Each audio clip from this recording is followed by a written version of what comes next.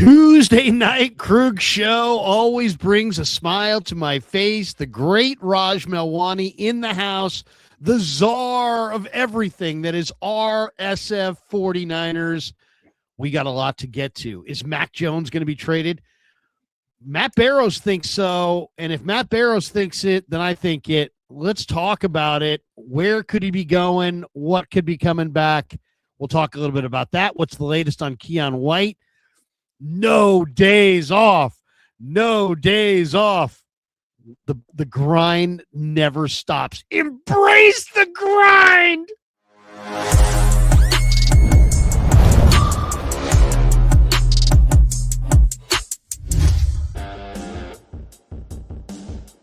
Off and running on a Tuesday. It's the Krug Show starring Raj Melwani from RSF 49ers, which means it's Tuesday night. We are very faithful on our Tuesday nights. We get it rolling. Hope everybody's doing great. Good to see everybody. You guys are all looking very sharp. Raj has got the red sweatshirt tonight. Niners? Yes. We have the red hat tonight. Niners? Yeah, it's Niner hat. Is it Niner hat? Niner hat, Niner sweatshirt. We welcome back to the studio, Raj Melwani. That's all we got. That's all we got for Raj. I mean, Raj has got two things of Niner gear. We could do better than that. All right, let's not Thank you. I don't want him to get a big head. Yeah, I already do. So thank you very much. Happy to be here every Tuesday. Listen, last week I showed up, even though I was in San Francisco, had to come all the way back. We still made our show. That's commitment. That's the grind right there, Larry. Seriously. What did you think? Before we get into this, we haven't talked since the Super Bowl. And, obviously Seattle won. They were the better team. Most people thought they were the better team. I try to make sense of, picking New England. My nephew's a big New England fan. I had to come up with some reasoning. I couldn't just be like, they're going to lose. But so I rooted for them. I picked them. I tried to justify them winning. It just didn't happen. Seattle was better. I knew they were better. I just didn't want to. I almost bet Seattle on the money line after hearing Shanahan's pregame, because he was like, yeah, Seattle's better. And Shanahan doesn't pull any punches. No. So he's, you knew that was a bad sign. But overall, beyond the game, I was thinking about the Bay, because we're both from the Bay, or we're here in the Bay. Mm-hmm. I'm from the Bay. You're, of course, from other parts, but you're here in the Bay. But either way, I thought it was a wonderful week for the Bay Area. I thought it was a wonderful week for San Francisco. I thought it was a great week for our region. I mean, the thing televised beautifully. We got that, we timed it up perfect. The one thing you can't control is the weather. February weather can be, like right now it's drizzly and it's cold and it's really uncomfortable.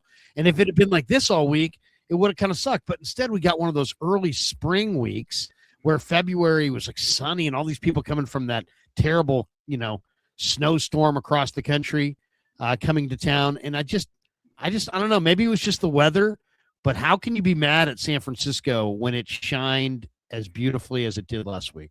It was a fantastic week for the Bay. I think, for the host city, San Francisco, Santa Clara, San Jose, whatever you want to say, like the whole Bay Area was thriving. We needed it. There was so much things going on. Obviously, Media Row, me and you were there. The NFL experience. San Jose had a lot of events. There was so many performances. I got to see 50 Cent.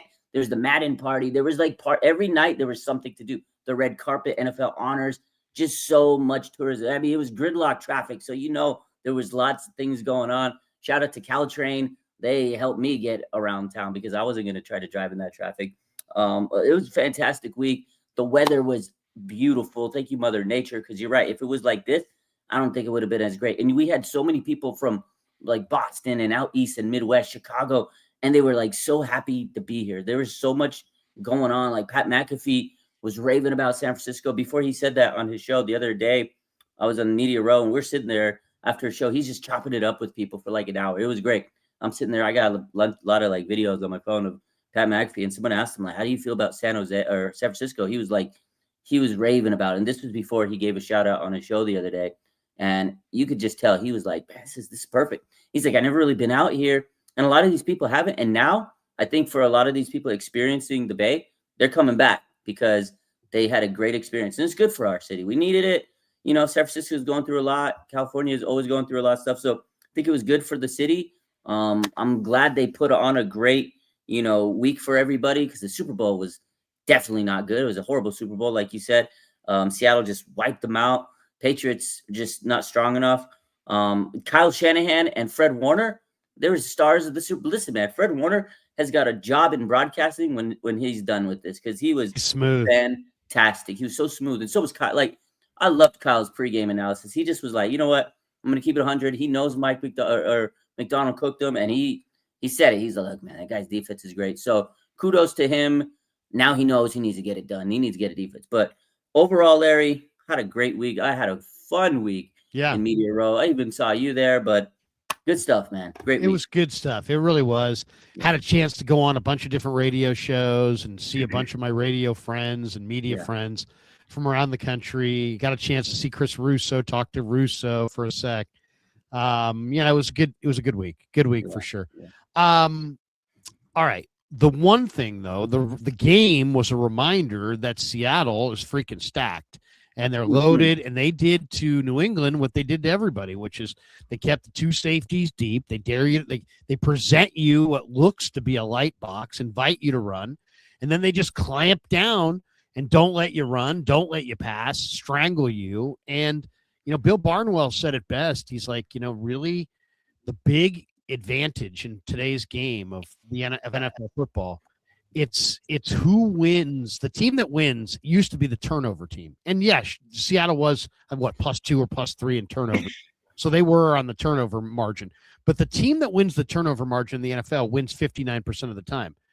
It used to be the number one indicator of victory if you won the turnover battle. Now it's whoever has the advantage in the ratio of explosives on offense compared to limiting explosives on defense. Whoever has the best ratio in explosives wins the game 61.2% of the time. It's now eclipsed turnovers. So explosives are the name of the game. McDonald knows it. He puts the two safeties deep. He basically says, you're not going to get any explosive plays, so don't even bother trying. And he makes you run it. He makes you work underneath. And if you can't run it, you're screwed. You're screwed. Yeah. So, or unless you got a quarterback that has incredible arm strength, incredible foot speed, or a weapon that can really split the seams and make big plays. And the Rams had a good offensive line, and they had some good receivers, and they probably had the best success against Seattle. But now here we are, the Niners in the offseason, and their challenge is obviously daunting. Despite the fact the Niners have an older core, they've got to, on the fly, start drafting a whole lot better, build up their roster, because Seattle's going right on by, and you could argue the Rams have as well. And so that brings us to Mac Jones. And we'll share the screen because the story of the day is Matt Barrows. This is a story on 49er Web Zone. I guess Barrows talked to Mac Jones, or at least has a sense of this. This is probably from Matt Barrows' mailbag. Yeah, this is from his mailbag in 49er Web Zone post. So this is more his opinion, but he's very informed, so we're going to treat his opinion like fact. He says, bottom line, I think the trade market for Jones will be robust, and there's a good chance they'll get an offer they can't refuse. And this is really what it comes down to, Raj. It's like, hey, man, I love Mac Jones, and I would like to see him stay. And I think you love Mac Jones, would like to see him stay. But the Niners' need to rebuild is so great, and he's such a valuable commodity when you look at the supply and demand of available quarterbacks that are in the marketplace this offseason. I don't think there's any scenario where the 49ers can build a good enough team to be competitive next year with Seattle and not move Mac Jones. I love Mac Jones, and I want to keep him, and he's got real value. But I don't think I think the 49ers almost, I know they want to push back against this narrative, but I almost think they have to trade Mac Jones just to get the kinds of pieces that they're going to need to contend, because he's going to bring you something significant. I don't know. How do you feel about it? I mean, I don't want to move Mac Jones, but I kind of feel like they got to move Mac Jones. Yeah, I agree, man. I mean, none of us really want to trade Mac Jones. We saw him come in this season when Brock Purdy goes down. I mean, he kept the team afloat. Like, if it wasn't for Mac Jones, I don't even think we get to where we are, right? He was a huge part of the season. Everybody knows that. Unfortunately for Brock, he has battled a lot of injuries over the years, and a lot of that is because of the poor O-line. And, like, if they don't fix that O-line, Brock's just going to keep taking hits after hits. They do have to play the Rams. They do have to play Seattle. I mean, it's inevitable. You play Seattle, you saw that defense. You just mentioned it. You talked about it. It's not easy. So we need to keep Mac on this team. But I think that sentiment of if they can get an offer that like a pick and a player, like a really good player, it's hard to take. It's hard to say no. And Steve Young today or yesterday on the Rich Eisen show was talking about how, Niners need to keep getting these young talent. They have some really good players. They have some really good coaches. Some of these really good players are getting older, right? George Kittle's coming off a major injury. Trent Williams is getting older. So you have to start establishing the next core, right? They got some good draft picks last year. But if you can get a really just stud player in the draft, it's hard to pass it up. Now, that means they have to hit on the draft. And the 49ers haven't really done that in the early rounds. We've talked about that. So there's a lot of intangibles. I know earlier in the week, the report was the 49ers are not going to trade. They're steadfast on keeping Mac Jones. But I think the report also said it could change. And this is what Matt Barrows is referring to is if they get an offer, Larry, that's just like too tantalizing, like 2 first round or not first round, 2 second round picks and a player, or just something that you're like, wow, we can get this for Mac Jones. You kind of have to do it. And then you have to look at the other factors of look who just won the Super Bowl. It was Sam Darnold. And he credited the 49ers for changing his career around. Like he came to the Niners. It kind of reset him. He learned from Brock Purdy. He's the system that fixes these quarterbacks. So we've done it with Sam Darnold. We've done it with Mac Jones. And the Niners could probably get another guy. As much as we hate to lose Mac Jones, who's going to be the next guy that they can resurrect from the grave? So there's a lot of factors here. If I had to put money on it, Larry, I'm betting that Mac Jones is going to get traded. Yeah, I mean, and Shanahan was, he's totally right to come out and say, I fully expect him to be here. And those reports that said that, hey, Jones will be back. I mean, I'm sure the Niners they should have attached a very high price tag. Why? Because Fernando Mendoza is the best quarterback probably available, but he's going number 1 to the Raiders. Mm-hmm. And then what do you got after that? Ty Simpson, Garrett Nussmeier. What do you got in the trade market? Okay. Maybe Kyler, maybe. What do you got in the Kirk Cousins? What do you got in the free agent market? Marcus Mariota, Malik Willis. You don't have a lot. I like Malik Willis. I will say that. I think he. Really I like Malik Willis. Do you like him more than Mac Jones? No, but I'll say those are to me. Those are the top 2 quarterbacks in the market. If I'm looking for a quarterback in the market this offseason, I'd go for one of those. I'd go for Mac more, but his value is going to be, like I said, you'd have to trade pretty good, pick for him. Like his value went up because of Sam Darnold. Like 100%, Sam Darnold win the Super Bowl because his, ties with the Niners. It's making Mac Jones's, because now you're saying, oh, is Mac Jones going to be the next Sam Darnold? Leave the 49ers and lead us to Super Bowl, become a great starter? Like he's resurrected his career because of it. And I think Mac knows it. There was an article last week. I can't remember who wrote it, but Mac Jones was saying, like, I kind of do want to be the next Sam Darnold. I want that. I want to start. But he also says he loves the 49ers. He's happy where he's at. So both can be right. Like he loves the Niners. He knows this is his opportunity. And if he sticks with the Niners again and he has to come in next year and he has another 4 or 5 wins, he's going to get paid regardless. Whenever he gets out of the Niners, he's going to be a very handsomely paid man. But I'm not blowing smoke when I say this. I think Mac Jones is better than Sam Darnold. Like if you gave me the choice, you can you have a team and you can have a quarterback. You can have either of those guys. I take Mac Jones. He's more accurate. He's smarter. I think he throws with anticipation better. I think Mac Jones is really good. He neither can move really. Like they're not second level movers. Yeah. They're pocket passers. Darnold has a stronger arm, but Jones is more accurate. And I think Jones sees the field better. I think Jones throws with more anticipation. I think Jones is a smarter, better processor than Darnold. Darnold's got a great arm, like a real top tier arm. But even so, I still think Jones is better. So let me ask you this, too. The Niners signed Darnold to a 1-year deal. Mm-hmm. They signed Jones to a 2-year deal. So Jones has got even more value because whoever gets him for 1 year guaranteed at $7 million, which is an absolute screaming deal for a starting quarterback.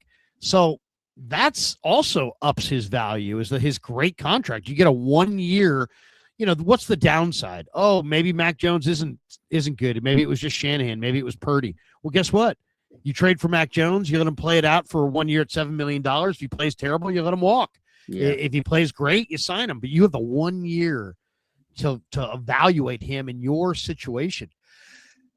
Excuse me. Bless you. So I just think that I really think Jones is better than Darnold. If I told you, like right now, that Mac Jones in the next 5 years was going to win a Super Bowl, bless you. What would you want for him? Wouldn't you want it? You'd want a lot, right? I want a lot. Especially if I told you he was going to win a Super Bowl. I mean, people are like, oh man, Arizona may want him. Could you imagine? Could you imagine how much pressure would be on the Niner organization if the Niners were in a division with Seattle, the Rams, and Arizona, and all three of them had won Super Bowls since the Niners had last won a Super Bowl, and two of them did it with Niner quarterbacks, former Niner quarterbacks? Larry, technically, three, because Matt Stafford was supposed to – Niners were going to trade for him, but Sean McVay pounced. So can you imagine? Yeah. They got Stafford, who could have been a Niner, Sam Darnold, who was a Niner, and then Mac Jones. If all those three teams win the Super Bowl and the Niners – this fan base, I'm going to be sick. I will be sick. And you've got to remember that you passed up on Tom Brady because you believed in Jimmy Garoppolo. What? That happened. And you traded you traded 3 draft picks for Trey Lance. Yeah. So, I mean, you passed on Mahomes and we'll leave Watson alone, Mr. Massage, get a massage. But you passed on Mahomes for Solomon Thomas. Yeah, but at the time, Deshaun Watson was a dog, and they did pass on him. But yeah, Mahomes and Watson for Solly T. So if I told you right now that Mac Jones, so that's the premise I want to go with. I think Mac Jones is better than Darnold, and I think the Niners need to move Mac Jones. And I really think there's probably I don't disagree with Barrows at all. I think there is going to be a robust market, and it's going to be even more robust when people investigate the college draft and the free agent market. Then the Niners are going to get – right now it's like people are like, this is what the average guy is thinking. Mac Jones, call him up, see if they'll take a third-round pick. Absolutely. Right? That's what everybody's thinking. Call him up, see if they'll take a third-round pick. Hey, we'll give you our third for Mac Jones. No. We want way more than that. What? You want way more than that? All right, well, maybe we'll call you in a month or two. We'll see. And now everybody's retreating, and they're going to go evaluate the draft, and they're going to go evaluate the other free agents, the other trade options, and all the other options. And guess what? They're going to come back with their tail between their legs going, yeah, the Raiders are going to take Mendoza. And, Malik Willis is going somewhere, wherever he's going, and Minnesota. And now there's like 5 teams that still need quarterbacks, and Mac Jones is the best guy out there. And what's it going to take? Let's talk turkey. And that's where I think the Niners can get something of significance. My asking price generally would be a 2027 second-round pick, okay, some player of significance that can help the 49ers, and a 2027 third-round pick. I think so. A second this year, some kind of a player, good player, not a great player, but a good player. Yeah, and a third-round pick. Okay. I think so. That in the grand scheme of things, that's a pretty fair ask, don't you think? Overall, I was thinking of picking a player. The extra pick next year makes sense too, because if they get really desperate and like you said, if they come right now and they give them an offer that they can refuse, and then they come back, they're just going to have to up the ante. So yeah, I like that. They're not going to get like a Justin Jefferson out of this trade, which I think everybody's saying, oh, we could trade him to Minnesota. You could if you wanted to trade Mac Jones and you're like, first. You have to get, something else. But I put together trades. Okay, so I'm going to share the screen, and you can see which of these trades. Now, some of these trades, I haven't looked at the comments yet. It's tough to trade them, though, man, because if Purdy goes down. Well, Purdy, first of all, Purdy hasn't been healthy. Yeah. 2, who are you going to get to back up? Yeah. If you didn't have Mac this year, what do you think you would have done? I think at best you would have gone 3-5. You probably would have gone more like 2-6. I won 2 or 3 games, maybe. Yeah. Yeah. So you could make an argument that there'd be a lot of heat on Lynch and Shanahan right now if they didn't have Mac Jones going into this year. I think if you go back and look at last year's moves, without a doubt, even though there were some of these picks are good picks, the Jones signing saved the season. That was the biggest signing of this season. I mean, second to that would probably be Eddie Pinheiro, but other than those two, man. Didn't even arrive, week 3 or week 2? Week 2, right? Yeah. Mac Jones, the offseason, that was the move of the offseason, which is crazy because I remember when it happened, everybody was like, oh, my God, what are we doing? People hated it. And people hated Mac Jones for years in the draft. And now all those people are like, oh, they're salivating over Mac Jones because what they saw with Sam Darnold and I don't know, man. It's just amazing how he's turned it around. Great story. I'm going to share the screen and show you my tweet. Yeah. We'll go through it. All right, here we go. I said, Matt is right. Talk about Matt Barrows. The laws of supply and demand tell you that the 49ers will be getting numerous calls from pursuers of a Mac Jones trade. Here's what I would want in return. So I just looked at these teams. If there are other teams, feel free to comment. From the Vikings, I would want a 2026 second-round pick, Jordan Addison, and then a 27 third-round pick. Yeah, that's fair. That's fair. From the Cardinals, I'd want Michael Wilson, who's not Jordan Addison, but he's a decent player. He's pretty good, yeah. But because they're in the division, I want 26 and 27 second-round picks. I want 2 second-round picks from the Cardinals with Michael Wilson because he's not quite as good as Jordan Addison, and it's in the division. I got to get a little bit of a premium to trade him in the division, and I think that trade's fair too. Michael Wilson and 2 2s. From the Raiders, I want their second-round pick this year, which is really high. It's like pick 34 or 35. Michael Mayer, their second tight end, and I want their 27 third-round pick. I like the tight end. I like the Michael Mayer with Kittle injured and stuff. I like that. Yeah, the Michael Mayer makes a lot of sense for the Niners. Yeah. And also, they don't need Michael Mayer. They have the kid from Napa, Bowers. Yeah, that's what I'm saying. He's expendable for them. From the Colts don't really have a lot on their roster. This is what I want from the Colts. No picks. I want Tyler Warren. You want a starting quarterback? They ain't giving me Tyler Warren. Give me Tyler Warren. Then we'll move on. And I also want Riley Leonard. It's a little greedy, Larry. There's no draft picks there. You're not trading any first, no seconds, no thirds. You're just trading a tight end. You're trading a very good young tight end. And because he's a very good player, there's no picks. Okay. I love it, the confidence. I like that, though. All right. From the Jets, I just want Garrett Wilson. No picks. Garrett Wilson to me is enough of a player where if you traded Mac Jones to the Jets for Garrett Wilson, I think that's fair. I don't know how you feel about that. I like Garrett Wilson. From the Steelers, I want Zach Frazier, the center, and I want a second-round pick, which some people would say is not asking for very much. But I think Frazier is already an established player right now as a center. I think he'd be a nice upgrade on Brendel, and that second round pick. I think that's fair. I think that's a fair trade. I know Steeler fans say too much. I like literally, Larry. These are all guys the Niners should have drafted anyway. So yeah, what's the last one? The last one is from the Dolphins, and this is Dolphins for Jalen Waddle, Chop Robinson. And a 5th-round pick. That's a sick steal. Like Chop Robinson's the guy I really wanted in the draft. Chop Robinson's got a lot of speed off the edge. Waddle gives you a speedy receiver. He just needs to stay healthy. I don't know. With Waddle coming to the Niners with the injury history and the substation, that's a risky pick. But and honestly, which of those are your favorites? Do you like which trade? If you could make all those trades, I'll take the Vikings deal. I'd take the Vikings deal if in a heartbeat. Addison with those two. A second and a third. The only thing, Larry, I worry about is if the Niners get a good draft pick for Mac Jones, you can't mess it up. You have to draft good. And that one thing, right? I know I'm sitting here and we're talking about draft picks and the draft's coming up. We know how bad the Niners have drafted in the early round. So I just don't know if I trust them to make a good draft pick. With you know what? You're reading my mind. If you said to me, which deals would you favor here? I think the first deal I would take is the Colts deal because I want that great tight end. And I like Riley Leonard as a backup quarterback. And I think you could develop him. And, he's very much a child of God and everything. Him and Purdy would get along great.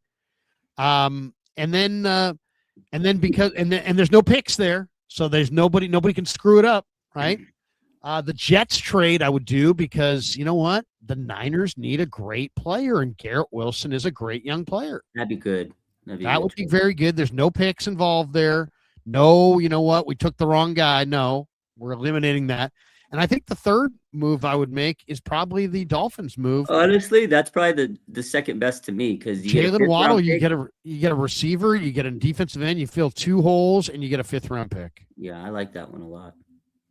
So I honestly think the most realistic one is the Dolphins. The one with the Colts, Larry, that's just pure greed. well, I mean, they have Daniel Jones, right? But he's got Achilles. Yeah, I know, but they're not giving up Tyler Warren. Well, first of all, if Mac Jones, if you really believe what I believe, which is that Mac Jones is better than Darnold, then you could, if you put him on the right team with the right run game and the right defense, Mac Jones could be in the Super Bowl 2 years from now. And if he was, would anybody look back and be like, oh my God, they traded Tyler Warren? They'd be like, no, that's the price that you got to pay to get a Super Bowl winning quarterback. Like right now, do you think if the Colts offered, they don't need him because they got Barner and Arroyo, but let's just say the Colts called and said, hey, Seattle, John Schneider, we'll give you Tyler Warren. We want Sam Darnold. You think the Seahawks would say, we'll do it? Probably not. They'd probably say, no, we're not doing it. If Sam Darnold's our Super Bowl winning quarterback, we're not trading him for your tight end, even though we think your tight end's really good. So all I'm saying is the value of a Super Bowl winning or Super Bowl caliber quarterback is high. I get that. But Tyler Warren's great. There's no question. I'm just saying, you need him to beat Mac Jones. But hey, it is what it is. This is all fun and it's the off season. It's the off season. We'll see what the comments were. Need more than just Garrett Wilson from the Jets. None of these are realistic, Larry. You're setting yourself up for disappointment. If this is what you're expecting in return. Wow. So the 49ers have all the leverage. Exactly. Trade him. Kyle has proven twice he can take on reclamation projects, trade Mac for as much as you can get, and then go sign Zach Wilson or Justin Fields or any other first-round bust. No, not Justin Fields. Or if he doesn't want another reclamation, go sign Kirk Cousins. Someone's like, why would the Colts trade their 25 first-round pick tight end for Mac Jones? Because they don't have a quarterback. Why would anybody do this? Because they don't have a quarterback. Mind Gun says, I like it. Only questioning the straight-up deal for Garrett Wilson. We need an additional second-round pick on top of that, huh? No? Well, I don't know. Garrett Wilson straight up is fair. Garrett Wilson straight up, I think, is fair. I think it's fair. I think that's fair. I mean, you could argue that some of these deals are favorable, but I tried to make them fair. I wasn't trying to make them. I don't know about that. I think you made them all favorable. Well, I want to make them good deals. Which I love. This guy is Damon Bruce writing your tweets. Thank you. That is awesome. These trade ideas for Mac would be pretty hard to pass up. Okay, so we got that person. All right. Well, as a Niner fan, I love these. How realistic are they? Honest question. Yeah, I mean, let's just say this. It's good stuff. You got it. I think the price tag is right, which is a 26-2, because if you hold him, you get a third-round pick as compensation in 27. Yeah. So you can keep him and get a third-round pick the following year.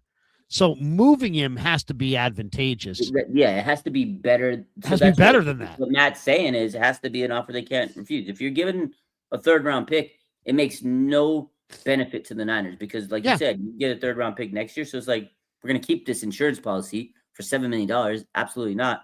Now, if you come with the second-round pick, if you come with the player, now we're talking. I think it's going to take something like this. Now, it may not take 2 day 2 picks, and depending on the player, it may be more like a second-round pick this year, a decent player like we've thrown out here, and maybe a 4th or 5th-round pick in 27. Maybe it's not a third-round pick. I mean, that might be the adjustment. Okay. But of these veterans, what do you think of them? I mean, Jordan Addison's awfully good, except for off the field. Off the field. Yeah, that's the one thing but you got to take a gamble sometimes. I feel like the Niners, they're good at reading these players. So if they feel like Addison's turned the corner, maybe. But out of all those veterans, man, Michael Wilson, he proved himself last year. I think he would be a stud He'd move. be really And good. Michael Wilson, in some ways, is the perfect he receiver. might He's be the from best Stanford. He's move. big. He's fast. He can make plays down the field. Good player. There's no doubt that the Niners need Michael Wilson. I mean, they need a big, fast, good guy receiver. They don't want bad guys. They don't, he's a stud, man. But you can't move Mac in the division unless you're getting broken that's what off. I'm saying. If you get Michael Wilson, you take him away from a division, but you're giving him Mac Jones, and if Mac Jones comes and whoops you up, then you're going to be John Lynch and Kyle Shanahan are going to feel the heat on that one. I didn't even throw this name in there, but what if the Cardinals threw you Kyler in the deal? No. I mean, Kyler could be a very good reclamation project quarterback. Let me ask you this. If the Niners did find a trade that they liked for Mac, who would you target as your reclamation project quarterback? Who would you try to bring in here? Is it somebody from the draft? Is it somebody from free agency? Because I'll say this. I have studied the draft prospects. I kind of like Garrett Nussmeier from LSU. And he looked good in the Senior Bowl. He looked terrible, absolutely terrible for LSU. I saw LSU, Florida in Baton Rouge this year. Kevin and I were there. LSU's offense was like a high school offense. It was just horrible. And I thought, man, Nussmeier stinks. But then he goes to the Senior Bowl, and he looked great. So you have Garrett Nussmeier, who's a decent quarterback. You have in the draft. There's a couple other guys. Cole Payton from North Dakota State is a lefty, but man, he's a lot of the things that he said Trey Lance actually was, but he actually is. This guy's big. He's got a strong arm. He's fast. Cole Payton. He's kind of intriguing. And there's one other guy. There's Haynes King, but there's also a guy named Jacob Clark from Missouri State. Those are the draft quarterbacks. I mean, obviously there's Carson Beck and Ty Simpson, but those guys are probably going to be overdrafted. And I'm not a huge fan of either guy. And then reclamation projects. I mean, there's Zach Wilson, there's Marcus Mariota, there's Anthony Richardson. There's anybody in the league that's busted that you think you could trade for or get or pick off waivers. It's not an awesome group. Who do you like? Who would be if they trade Mac Jones for a nice little quarterback haul here? Who would be your reclamation 3.0 if Sam is 1.0 and Max 2.0? Yeah, it's a good question because I feel like there's not that like quarterback like those two guys. They were first round picks, highly drafted. They came on to a team that wasn't good, and then they just went through the ringer where they were backups, or in Sam's case, he tried to be a starter, but bad teams around him. I feel like the draft pick isn't the way to go. I don't really think any of those guys could be good. It also would be a couple years away. If the 49ers had an injury to Purdy and they trade Mac Jones this offseason, they'd be screwed if they got one of those draft picks, which I'm not saying that. Here's the list of free agents, by the way. It's Daniel Jones, but he isn't going anywhere. No. Aaron Rodgers, he's 43. No. Russell Wilson, he's 38. No. Marcus Mariota, Zach Wilson, No. Tyrod Taylor, Joe Flacco, Kenny Pickett, Jimmy G, Mitchell Trubisky, Case Keenum, Trey Lance, Josh Johnson, Brandon Allen. God, we've had every one of these guys. Carson Wentz. Oh my God. Malik Willis. Oh my God. Kyle Allen, Teddy Bridgewater, John Wofford, Tyler Huntley. He's been in the Pro Bowl. I'm gonna go with Kirk Cousins. I'm gonna stop you there. I like Malik Willis, but I think he's getting a starting job somewhere. I feel like Kyle can finally get his Kirk Cousins. You'd have to trade for. I think they're gonna release him. They said. Oh, okay. I think that's what the rumor was. They're gonna release. You like that? Kirk Cousins. Now that's actually a good name. I think Kirk Cousins might be a great. I think Kirk, because Kyle could have him and he could come in and win a few games if you need it. He's never going to start again, but he's be a good, nice little backup for the 49ers. Now, there's one guy you named. That's a good name. That's a really good name. All those quarterbacks, Larry, that you could make actually a reclamation project and maybe try to fix, junkyard salvage. It'd probably be Zach Wilson out of all those quarterbacks. I feel he could be the one. He might be a little bit more mature now. I feel Zach Wilson could be the guy you stash, and he could be your 2, and Kyle can fix that guy, because the other quarterback you have is Curtis Rourke, and that's why I don't want to draft anybody. I feel like Curtis Rourke has some talent. What's that? See, I don't believe in Curtis Rourke. I think so. I mean, We haven't there's even no seen him play. reason. I'm one of those guys. When it comes to quarterbacks, I don't believe until I do believe. You know what I mean? It's like I don't start with the belief. I start with no belief, and then I work to belief. And I saw Curtis Rourke at Indiana, and I thought he was okay. He played on a torn ACL, Larry. Yeah, no, he's tough. I mean, he's tough. Tough. And I've interviewed him too. He's a great kid. He's nice. Good He's a kid. good guy. He's a leader. I think he's solid. But I'm just saying, I got to see it before I'll say that he's the guy. Well, nobody's seen him. We got to see what he does this year, not because he was. Yeah. But I think he's I like Adrian Martinez. I really do. I didn't like him. He didn't play. He didn't play. What do you mean you didn't like him? I didn't like him. I don't know. What am I going to tell you? I didn't like him. Good for him. What do you mean you didn't like him? He didn't play. When did you decide you didn't like him? Right now, I don't like him. I don't like him. I don't like him. I hear what you're saying though, as far as he's not highly touted, but he did have a good.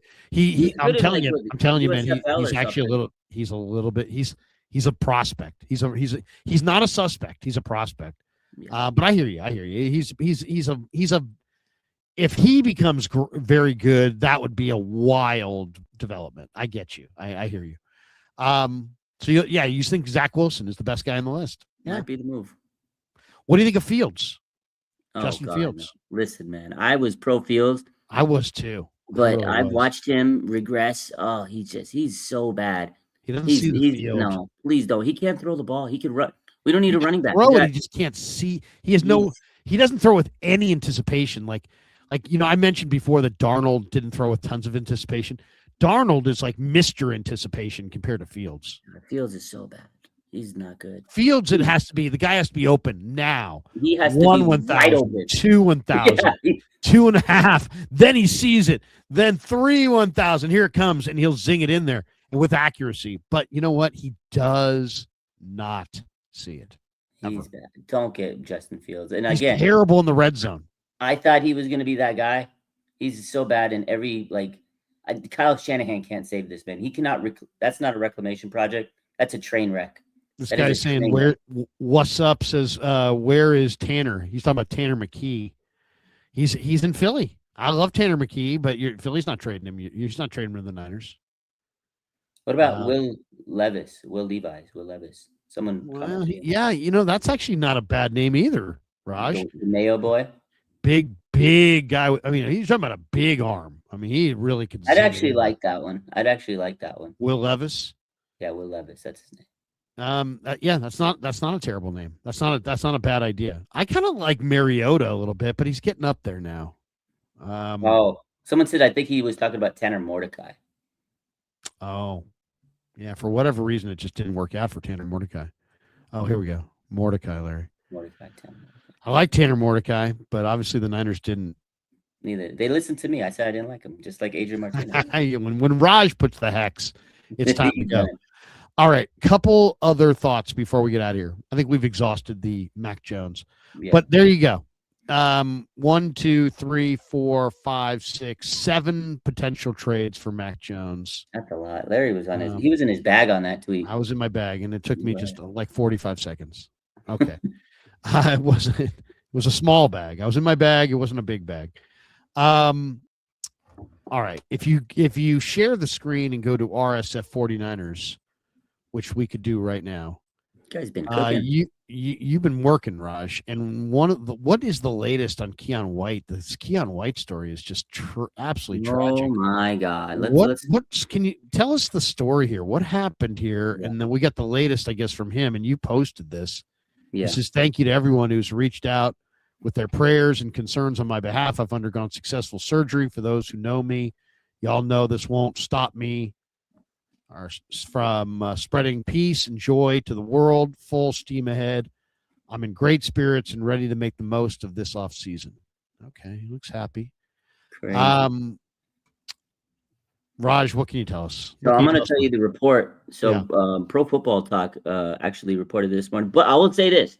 I'm going to give this man his credit. Grant Cohn actually reported this the day it happened. Nobody's giving him his credit. Grant Cohn, he quote tweeted this on somebody's news when it happened. So this is the actual report. So Keon White, right? He was shot following an argument with the rapper little baby in the big 2026 was arguing with White. So there Who's, was by the way, 6'6", 295. that you don't mess with Keon White. He would have I killed mean, this you got to man. wonder about how smart you are. You're arguing with a 6'6", 295-pound But guy. baby has an entourage. So he came in. It was at Dahlia's, a bar and nightclub on Mission Street in San Francisco, apparently around 4 a.m. White was having a private party in the downstairs area of the facility. Little baby and his entourage tried to get into the event. It was a private event, and it's 4 a.m. Mind you, it's 4 a.m. at this point. Like, you can't just enter another guy's party at this point. So at that point, White and little baby got in an argument because baby wanted to get in. He's like, "Do you know who I am? I'm little baby. I assume." Not to be confused with Da Baby. Da Baby, yeah. Everybody knows I'm a big Da Baby fan. Yeah. Not as much a fan of Lil Baby, but a big fan of Da Baby. Go ahead, continue. So, according to this report, a witness told the police that he went upstairs to get assistance from management to defuse the situation. At that point, the witness heard 2 gunshots. When he returned downstairs, White was shot in the left leg, in the ankle. Police found a 9mm shell casing and a .45 caliber shell casing near the scene of the shooting. And that's where we're at right now. Craziness. Little baby, the rapper, getting an argument with Keon White. Keon would have rocked that, man, if he was one-on-one with him. Listen, this is the craziest story. This has happened on the first day of the offseason, Larry. And of course, this is the 49ers. This only happens to the 49ers. Did you see that chart, that stats? People are the number of players that have been shot on each team, and the Niners have Pearsall, Robinson, and crazy. White. I mean, that's so crazy. No other team this happens to. Come on, man. Come on. So you're blaming little baby, I would imagine. I'm blaming little baby, man. Okay. Business is business. I'm blaming little baby. He's acting like a little baby. I mean, this seems like it would be career threatening, would it not? He got shot in the ankle. I mean, come on. I mean, doesn't that just blow away your ankle? I mean, I haven't been shot, but I mean, he's got a lengthy rehab. Let's just put it that way. He could come back, but that's a tough rehab. I know. The good news is, he's recovering, but we don't know if it hit a nerve or, luckily it was. I don't think it hit an artery because he had successful surgery. But there's a lot of things that could have happened. Like, he's so lucky he didn't get, damage to nerves and stuff. I had a patient who a similar incident and he's paralyzed, So unfortunately for that guy, he's not going to be able to do much. But he's paralyzed because he got shot where? He got shot multiple places, but one of the places was in his legs, and it hit a nerve, unfortunately. So it's tough, man. Like, I've seen a lot of stuff. That paralyzed him? Yeah. So Keon White is he's lucky, man. Oh, man. So scary. Scary stuff for sure. And, our thoughts and prayers go out to Keon White. And, I don't know if there's a moral of the story other than be careful when you throw a party. Who's coming to your party? I don't know. I mean, what else would you say? I mean, sounds like Lil Baby might have crashed Keon's party. He tried to crash the party, man. But I will say this: being in Mission at 4 a.m. is a little crazy to me. It's a little. I know crazy. It's not New Orleans. Like, I was trying to explain this to somebody. 4 a.m. I mean, I've been out to 4 a.m. a lot when I was in New Orleans. I was this weekend. Because 4 a.m. in New Orleans is like, hey man, we're just getting it revved up. Are you kidding me? We're gonna hit a couple more spots.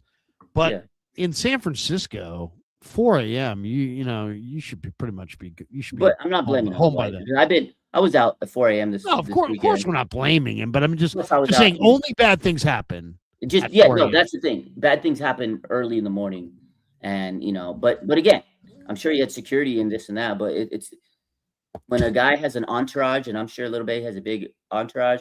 He was probably pissed off, and things happen. It's I mean, if you're Keon White and you said, "Hey, you know what? I think I'm good. I don't think I need the security." I wouldn't be like, "Dude, are you serious?" I'd be like, "Yeah, dude, just stand up front. You are the security." I mean, that guy, Keon White's intimidating. He's 6'6", 290 and fast, athletic. He's not to be trifled with. That's not a guy you go up to and be like, yeah, this guy. Yeah, work this guy over here. No. This guy's 6'6", 295. It's insane, dude. You know what, though?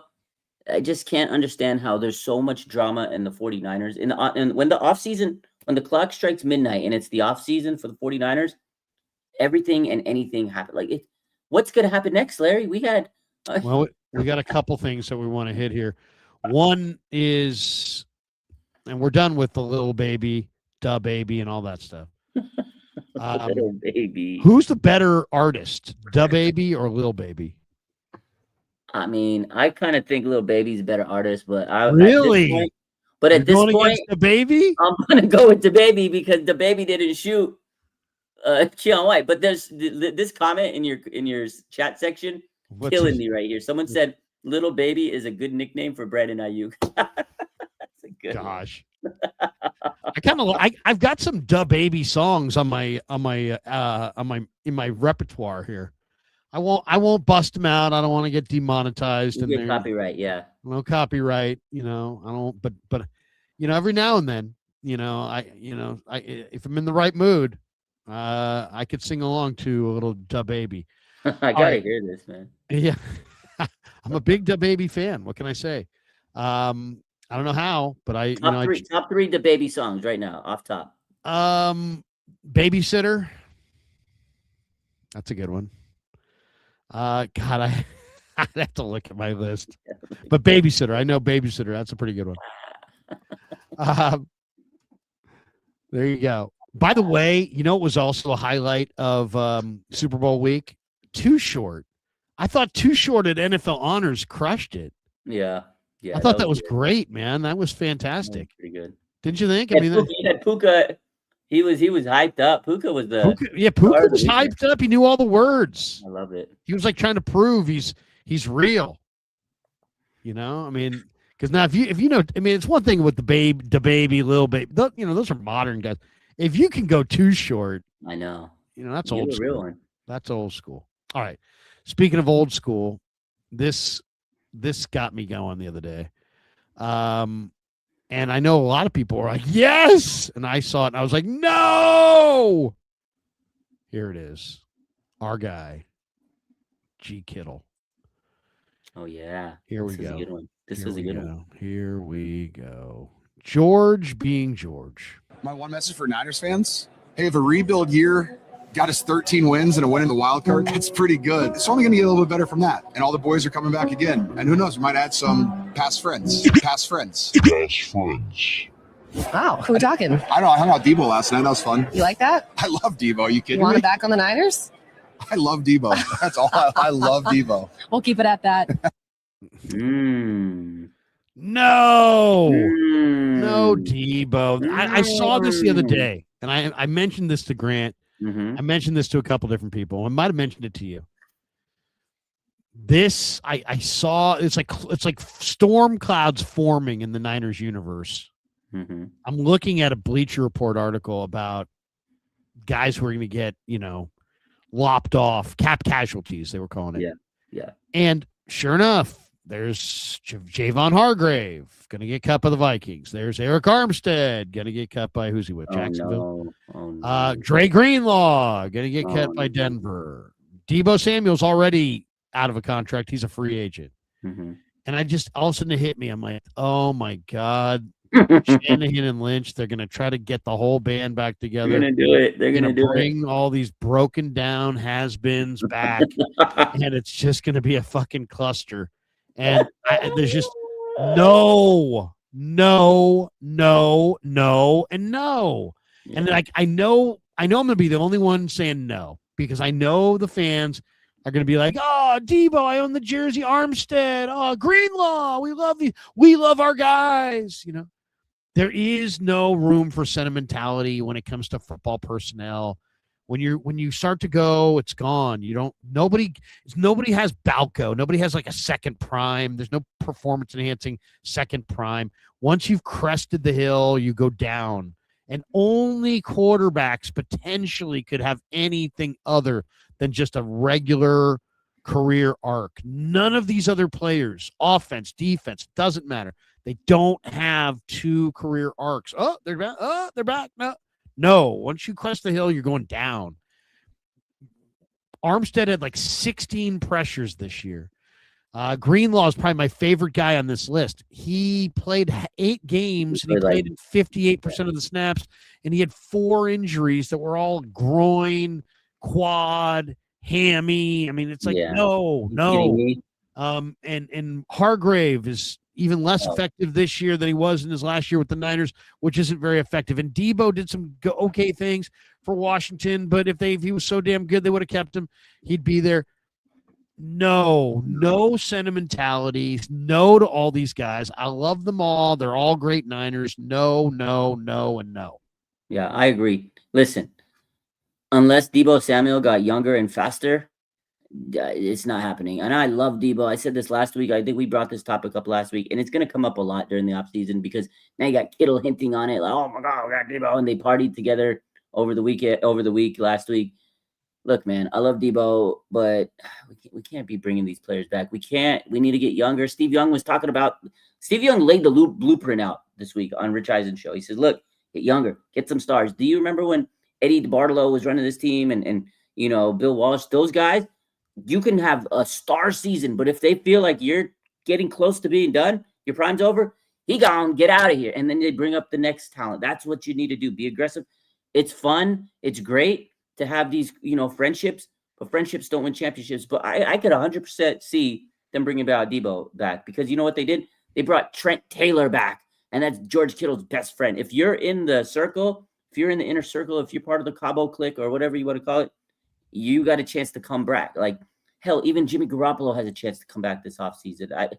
I'm just saying, like, there's a chance that all these people we need a quarterback if they trade Mac Jones. Don't be surprised if they bring back Jimmy Garoppolo, Larry. Oh my God, say that ain't. I'm just saying they brought back Trent Taylor, they brought back Kendrick Bourne, they brought back everybody. Although I love Kendrick Bourne, but I'm saying the 49ers are like they'll bring you back if they love you. I hear you. I'm not saying I want it. I'm just saying I could see it happening. I don't want to see it. I don't want to see it. It's a circle. It's the circle, and I can feel it coming. I can feel it coming because Shanahan does like his buddies. He does. Well, there's one other, and this is. You think that's some of these things have been fire? Listen to this one. This is pure fire, and I think you know where I'm going. Let's see. This is fire. Fire. And the question is, do we agree with him or do we not? Can you imagine they bring him back? Oh, yeah, I love this guy. Here we go. This guy is something else, dude. Dante Whitner. Here we go. People achieve success without merit. By the way, he's ripping on Raheem Morris. I know. I saw Raheem Morris. This is pretty direct here. Here it is. People achieve success without merit. I truly believe that the 49ers will be looking for their next defensive coordinator, mainly because they hired based on friendship and they went with the safe bet here. Now you say he might have earned it, Whitner. He might have earned it. His track record as a defensive back coach in Washington, 30th ranked pass defense, 26, 28, 24. He goes and get nepotized again in Atlanta with his college coach, Dan Quinn. 250 plus yards given up, 19th ranked. Then Dan Quinn gets fired and you assume the role bottom ranked in defense again that year. 2021 comes, McVay makes a call and gives him the responsibility of taking on Aaron Donald and Jalen Ramsey in the #1 defense in 2021. None of it was earned. None of it was merit. Now you're the 15th, 16th, 17th ranked defense in the league with the same players. And the only reason you win the Super Bowl is because you had an all-world offense that year. So then you go to Atlanta, 23rd in points in 2024, 23rd in yards, 22nd in pass defense, 31st in sacks, 2025, 19th in points, 15th in total yards. How does this make the San Francisco 49ers better? People. Wow. I mean, he backed it up with some facts there, Larry. I mean, he's kind of saying what I was saying, which was, you know what? Wow. These hires go beyond the stats. People were trying to use stats to give paint a picture that Gus Bradley was horseshit. And it was like, look at what his pass defenses were ranked with the Raiders and the Colts and the Chargers. Okay, but we don't even remember or know who was on those teams. And it's like, yeah, okay, I get it. I hear what you're saying.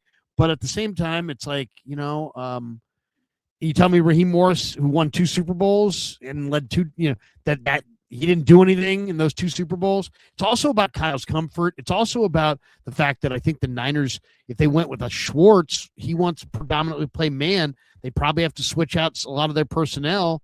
They don't want to switch out their personnel on the back end.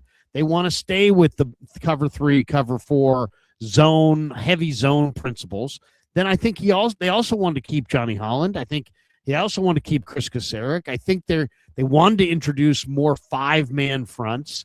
Raheem Morris will do all of those things. He checks all of those boxes. You want to play zone? Boom, we're playing zone. You want to keep Johnny Holland? Boom, we're keeping Johnny Holland. Hey, you want to keep Chris Kasarik? Fine, we're keeping Chris Kasarik. Hey, you want to stay with your wide 9-4-3 and occasionally intersperse some 5-man fronts? Boom, I'll do that for you. I think and then you get along with Kyle, you're buddies with Kyle. I think that's part of it as well. Mm-hmm. So, and I think he's also a good developer of young talent, and I think he's got a pretty good eye for talent, and I think they need to pick talent. So I think all these factors go in. And I don't know. It's too easy to just be like 24th nepotism, buddy picked him. Yeah, that was crazy. You're totally signing off Raheem Morris's entire career. Yeah. And that's probably going a little too far. I love Whitner, and he cites a lot of, he's citing the truth. It's not like I wouldn't debate him on any of the facts that he presented there. All I would say is a good coordinator could go beyond those numbers. What I said was that he's not Buddy Ryan. You're not going to bring this guy anywhere, and then all of a sudden you got the top 5 defense in the league. The numbers don't back that up.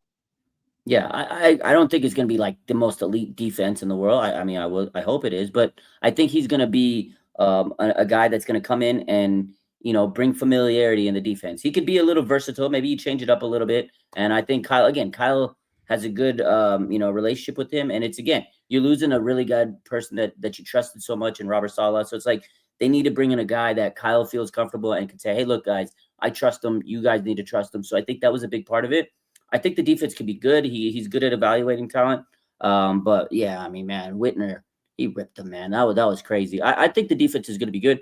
Will it be, it really comes down to what talent they can get, because at the end of the day, your defense is not going to be good if you don't have any talent anyway. So if you can get somebody to help Bosa, and some secondary players, I think he could still be, better. So I like Raheem. I don't think it was like a horrible signing. I do wish that they could have waited a few more days and maybe get Schwartz. I think that would have been the top choice, right? But then again, as you mentioned, if they did get Schwartz, it would have been a complete change. They would have had a clean house with, personnel and coaches around him. So as good as we love, like a lot of people think Schwartz would have been a huge change. And I don't know, sometimes that much change could rock the boat. And I think Kyle doesn't want to rock the boat too much. We'll see. They've had 5 different coordinators, D'Amico, Saleh, they've had Nick Sorensen, Wilkes, and now Raheem. So it's tough, man. At the end of the day, I really hope Raheem hits. And if he stays for 2 years and then he gets a head coaching job, he gets some compensatory pick. So I think that's another part of it. Kyle likes his buddies, and you got the diversity, and he knows how the system works. But maybe he can bring James Pierce with him. Oh, yeah. Maybe not. No. Maybe he can convince Kyle Pitts to come sign with the Niners. Yeah, that would be nice. The 2 guys that, if you said to me, give me 2 names that I think could follow Raheem Morris to San Francisco, I give you 2 names. Kobe Durant, who he had a big impact on Kobe Durant's career in LA. He's a free agent corner. I could definitely see him coming here. I don't know, because he did comment under a post when what did he say? When Raheem got signed, I remember the post. He was like, it was kind of like, he was like, oh wow. It was kind of like, suppose in the interviews that I've seen has cited Raheem Morris as the guy who helped him turn his career around. So I don't know. Maybe it wasn't. A lot of people took it as like, oh my God, bad. But then maybe they read the room wrong, because he did delete it and then he changed the comment later. So okay, well maybe you're right. Somebody said Jesse Bates the third. He's a free agent, or he was a free agent that signed with Atlanta. He's not a free agent now. The other guy I would say is Arnold Ebiketie. Who's a defensive end, played at Penn State. who's a young player who's going to be relatively cheap. And then the Niners are looking to fill that defensive tackle role, but they don't feel there's somebody in the draft that could be a pass rusher next to Collins and West. David Onyemata would be a very nice pickup. He was in New Orleans originally, then he followed Raheem to Atlanta, and he was in Atlanta this year. He's a pretty good pass rusher, and he's not that old. He would be a nice piece up front for sure for the 49ers. All right, we should tell everybody that the show is brought to you by Pig and a Pickle, the best barbecue in all of Northern California. Check them out. They're in Emeryville. They're in Corte Madera. They're open 7 days a week. Soon to open in Petaluma from 11 a.m. till 8 p.m. Those are their hours, 7 days a week. Go get some brisket. Get some brisket chili. Tell them Krug sent you. Also, as you can see above Raj's head there, we are brought to you by Sleeper. A quick shout out to our friends at Sleeper. You already know Sleeper for fantasy football and daily fantasy, but they also rolled out something new called Team Picks. That's right. Team Picks is built right into the Sleeper app and lets you make simple predictions on game outcomes instead of worrying about player stats or setting lineups. You're just choosing which team you think is going to win. Real easy. It's designed to be straightforward. It's easy to understand, especially if you like following games closely, but don't want to deal with all the extras and all the extra complexity. If you are already on Sleeper for fantasy, it's right there waiting for you. And if you're new, Sleeper continues to be an all-in-one platform for following your teams and staying connected to the action. So thanks to Sleeper for being a proud sponsor of the Krug Show. And also thanks to Habas Law. Thanks to Habas Law for being a proud sponsor of the Krug Show as well. If you need a lawyer, you need a good one. 1-800-INJURED is the number to call. Habas Law, habaslaw.com on the web. They will fight to make it right. As I said, my late father was an attorney. My brother's an attorney, now a judge. My sister's an attorney. A lot of times life is about hiring the right attorney. And, if you've ever been injured and you've battled insurance companies, you know how difficult it can be. So if you get injured and you want to win, there's only one call to make, and that's 1-800-INJURED, habaslaw.com on the web. Once again, habaslaw.com. Habas Law, they will fight to make it right. Thanks to Habas Law for being a proud sponsor of the Krug Show. All right, let's hit some supers here. We have 7 of them, and we'll fire away. M. Bayless says, trade Jones at next year's deadline to see how healthy Purdy is halfway through next season. Starting quarterback injuries are becoming a huge concern in the NFL. I mean, that's the one thing about Jones. It's like he saved your bacon this year. I mean, realistically, you're going to trade him? We've got this one from, what does it say? Heavy or Hent? I can't read that. Something weight Hank. What does that say, Raj? Who's the super from there? Heavyweight Hank. Heavyweight Hank. Do you think the 49ers will draft a tight end? What about drafting Eli Stowers or as Kittle's replacement? I love Stowers. Plays at Vandy. Very, very great receiving tight end. Really like him a lot. The other guy that I would tell you all to check out if you haven't checked him out yet is R.J. Maryland. That's Russell Maryland's son, and he is a hell of a tight end, SMU. San Pelu says, F you, Larry. Love the show. I'm a Niner fan living in Seattle. Rough seeing the Hawks win the Super Bowl in SF. Well, it was Santa Clara. Tomorrow, I got to walk through the Hawks parade to get home from work. LOL. Feels like a bad dream. There you go. Dave Softy Mahler parading through the streets, and you're going to have to deal with him. Stuff. We got this one from John Muniz. What do you think percentage-wise we trade for JJ or Crosby? Also, did you see Ricky Pearsall dancing video? But he's taking notes, right? Yeah. I mean, I like Ricky as a guy. I just don't think he's, ever going to be able to stay healthy. I would, I'd bring him back, but I would probably look to trade him if I could find a good trade partner. As far as Justin Jefferson or Crosby, I don't think they're in the cards for that. I really just don't. I mean, why? Because the Niners, think about it. If those guys were free agents and all you had to do was pay money, it'd be one thing. But you're going to have to trade. Yeah. And what are you going to have to trade? You're probably going to have to trade. The word out of Vegas is that Mark Davis and Spytek and Brady they want a Micah Parsons kind of trade. What was Micah Parsons traded for? He was traded for 2 number 1 picks and Kenny Clark. Yeah. So the Niners don't have 2 number 1 picks to trade for Max Crosby, who's probably already played his best football and is approaching 30. As far as Justin Jefferson, he was asked, probably 10 times. He was at the Super Bowl. Hey, would you like to play for the Niners? The little kid, he was like, yeah, I mean, he's I'm just sure he would love to because he doesn't want to play for JJ, but we got to see what they do with the quarterback situation. And then as far as Crosby, I think the Niners could do it if they give up enough. I feel like if the 49ers wanted to do it, they might have to trade Nick Bosa, which I don't know if a lot of people would be on board with that. I wouldn't. But the whole point of getting Crosby is to help Bosa, but then you lose Bosa and then you'd have Crosby. So it's like, you just don't. And the Niners aren't 1 player away. They're like 13 players away. They don't need to. Now we're gonna have a big finish here at the end of our supers, and we'll take a look at some free agent matchups. But I just think free agent. If these guys are free agents, possibly. But in trades, no way, because there's just too many picks that you're going to have to trade. Yeah. And the 49ers don't have those picks to trade. If they'd been killing the draft the last couple of years, they probably could make that trade. We got this one from JC, New York 49er. Trade Mac for Addison and a pick. Sign Allegretti and Linderbaum, O-line. First 2 picks. Do what it takes. Move. Who's that?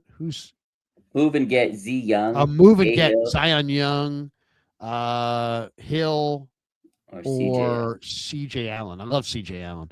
Hill, you talking about Anthony Hill from Texas, CJ Allen from Georgia. Thoughts? I love those guys. I mean, CJ Allen, Anthony Hill are great linebackers. Zion Young's a terrific defensive end. You can't go wrong making those picks. I mean, those would be very, very good picks for sure. We have this one from, what does that say? Blood Moon. He says, Raj, I love you, but you're slipping. Diana Rossini said he's sitting out. Imagine the fallout if we did wait and lost Morris to Arizona, and now this death knell. Oh, Schwartz. So Schwartz resigned as the coach, but I guess there's language in his contract. But if at the end of the day, the talk is he's going to join the Raiders. He's going to play. He's going to be the DC for the Raiders under Clint Kubiak. Yeah, but they're saying there's like language in his contract that he may not be able to coach, and he might just sit out the season and wait. But there's no official word on that. But yeah, I know what you're saying. We'll see. But if I see what he's saying. If the 49ers would have not got Raheem, and then they tried to pursue Schwartz, and then that didn't happen, and he lost out on both, and they would have been screwed. So I feel like Morris was the safer pick. JC New York 49er Debo partying with SF, George Kittle and CMC talking re-sign, shaking my head. They both said it. Yeah, they both were talking about it. I mean, I love the players. Doesn't mean you got to listen to them. All right, that's going to do it for us. 1-800-INJURED. They will fight to make it right. Habislaw.com on the web. Raj, great stream. We are an hour and 8 minutes in. We're gonna bolt for the door right here. What do you got cooking the rest of the week? Your first week of the off season. How are you celebrating? Same thing as always. Just posting as much content as I can. Whatever's out there, we got to cook it. Just because it's the off season, Larry, doesn't mean you stop. You got to keep grinding, baby. The grind never ends. No days off. No days off. Raj, good to see you. Thanks to everybody. Thanks to Pig and a Pickle. Thanks to Sleeper. Thanks to our great friends at Habits Law. And of course, thanks to Raj and thanks to all of you. Until next time, peace. Thanks for watching the Kreuger Show. Yeah, never met a man I've been scared of.